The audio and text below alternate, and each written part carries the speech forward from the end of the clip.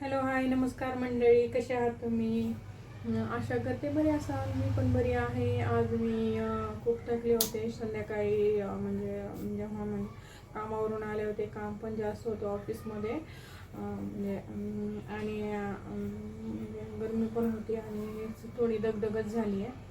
तर मी आल्यानंतर फ्रेश वगैरे झाली, दोन हात पाय धुतले, नंतर थोडंसं पावडर क्रीम वगैरे लावलं, पावडर आणि थोडं लिप केअर लावलं आणि म्हटलं चला की आजपासून मला डेलीचं रुटीन टाकायचं. म्हणजे ते मी कधी कधी संध्याकाळचं टाकेल, कधी सकाळचं टाकेल, कारण माझा जॉब वगैरे असतो, मग मला जमत नाही एवढं म्हणजे शूट वगैरे करायला. तरीही मी तुमच्यासोबत काही रुटीन शेअर करणार आहे.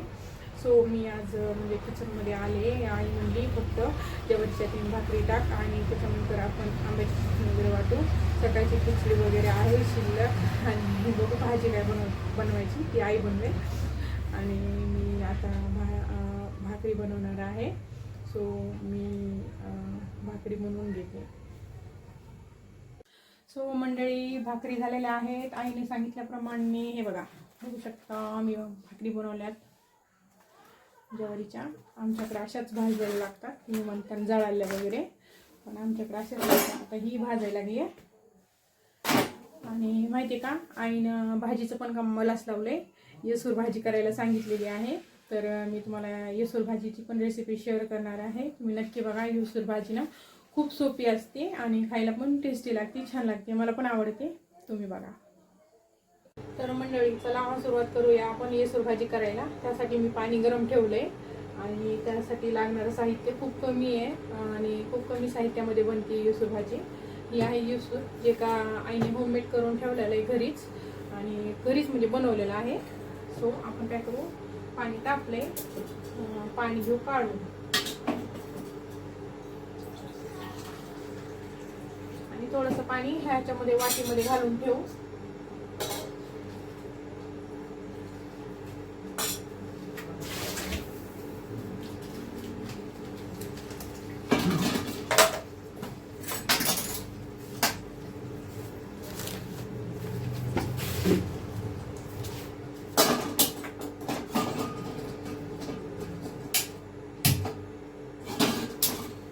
भिजवलं होतं, परत चालू केलं.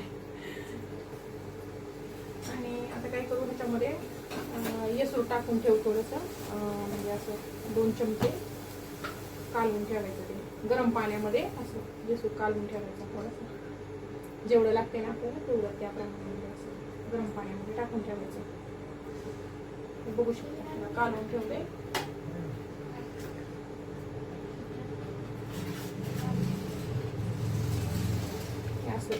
असं ढवळून घ्यायचं येसूर. हे खूप छान होते, बनते छान.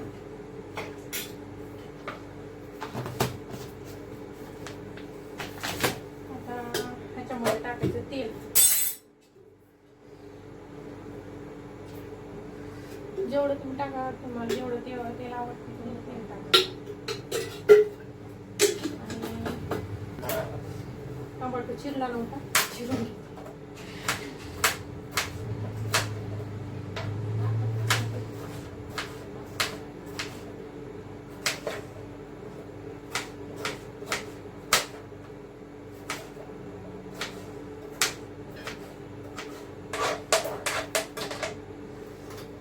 टाकायचे थोडेसे जिरे.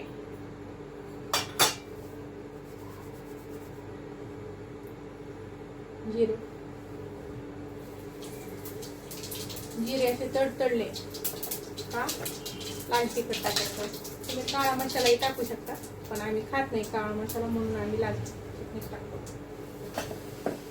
त्याच्यानंतर टाकायचं टमाटे.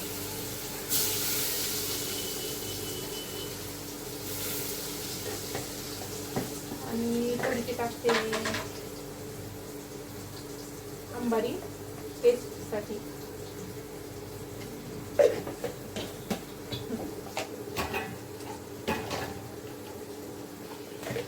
सामान काही ठेवलेलं आहे ना, त्याच्यामुळे घ्यावं लागतं. आणि थोडीशी हळद.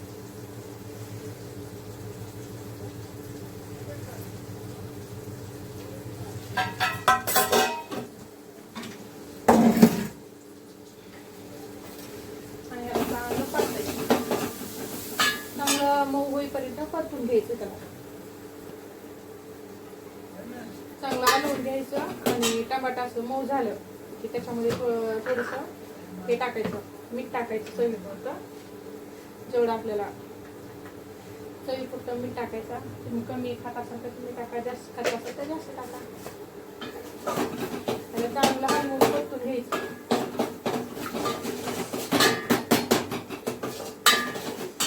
टमाटे मऊ झाले पाहिजे. सगळं साहित्य, चटणी ही टाकलेली आहे आपण त्याच्यामध्ये, हळद वगैरे टाकलेली आहे, ती चांगली शिजली पाहिजे. टमाटे असे मऊ झालेले आहेत. आता त्याच्यामध्ये जे आपण येसूर असं म्हणजे हे करून ठेवलं होतं, ढवळून ठेवलं होतं त्या पाण्यामध्ये, गरम पाण्यामध्ये ते टाकून द्यायचं. आणि वरून थोडंसं आणखी पाणी टाकायचं. आणि हे पाणी गरम आहे बरं का, मी गरम करून घेतलंय.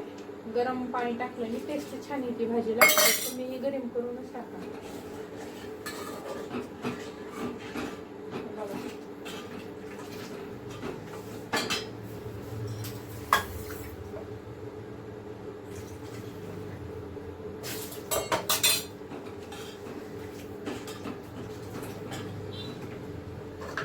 आता ह्याला चांगली उकळी काढून घ्यायची.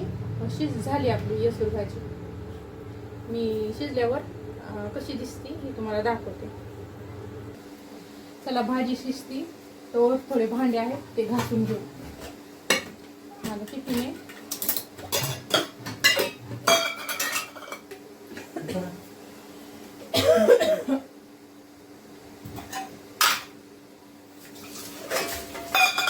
दोन चहाचे कप होते वगैरे.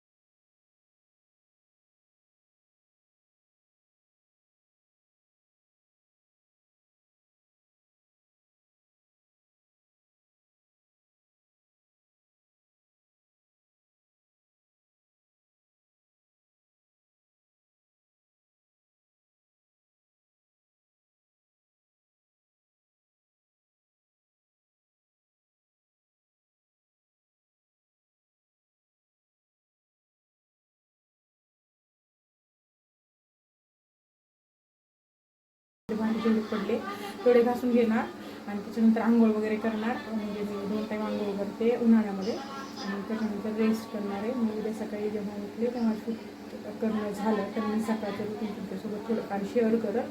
आणि म्हणजे तुम्ही माझ्या चॅनलवर नवीन असाल तर मला लाईक करा, सबस्क्राईब करा आणि कमेंट्समध्ये सांगा माझा ब्लॉग कसा आला आहे तर.